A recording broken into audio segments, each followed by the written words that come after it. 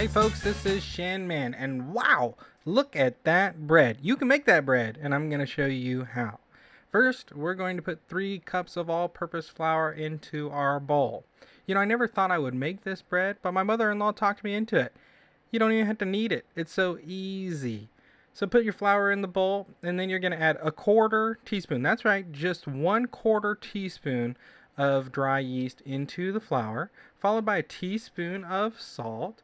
And then I use a tablespoon or a little bit more of fresh rosemary. You can use the dried stuff, but sometimes it doesn't taste so good. Like it gets kind of, you can taste it once the bread. It's a texture thing. That's what I'm trying to say. But you can use it if you want to. I like the fresh stuff. I think it tastes better, and it definitely has a better feel when you're chewing it. And then you're going to add a 1.5 cups of water. Those are the ingredients. You're going to mix that up, not this fast, but pretty quick. And you're going to make a shaggy dough. Kind of push it together. Don't knead it. You don't have to. There's no need to knead. Just making a nice little ball there. And cover it with saran wrap. I didn't show you in this video, but that saran wrap was fighting me so bad today. Like it flipped out of my hands a couple times. It was just horrible. But anyway, after you get it covered, you're going to let it rise for 3 to 5 hours. You can also put it in the fridge if you want to overnight. That's what my mother-in-law does, and it comes out great. When it's done rising, it's going to look something like this. You're going to scrape it out of the bowl. Sometimes it's a little more wet than what it looks like here. That's okay if it is. You can just add a little flour to it and work with it until you can get it into a ball. And that's what I'm doing here. I can't help myself. I like to knead it a little bit.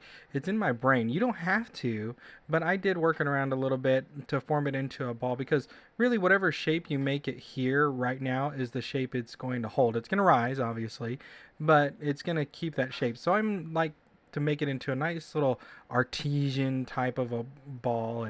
And once you do that, you're going to take parchment paper, lay it in the bowl that you had originally risen it in, if you want to, and put the dough ball right on top of there. You're going to let that rise again for another 30 to 45 minutes as your oven heats up. Now, you're going to preheat your oven to 450 degrees and put your Dutch oven inside of your oven while it's preheating. That's very important. Then you're going to take it out after your bread is risen again, another 30 to 45 minutes. It is so hot.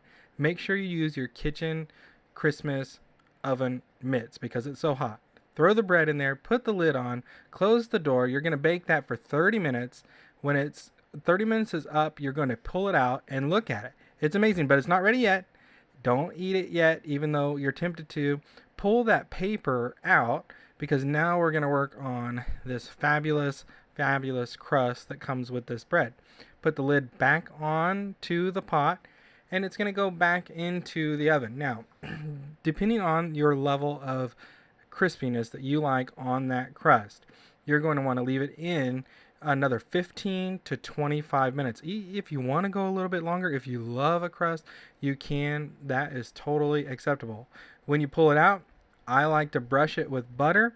I like to put a little sea salt on top of it. And you're going to want to let this cool for at least 30 minutes because it is blazing hot. Do not touch that pot. Your hand will fall off. It literally will fall off and you will cry. Hey, don't mind those pasta noodles. That was for another dish I was making. That has nothing to do with the bread. Don't even worry about it. But after it's cooled off about 30 minutes, then get your big old scary bread knife. You're going to need to really hack into this thing because that crust is so stinking amazing. Cut it, break it open like a pro, and take a look inside because it is a joyous event.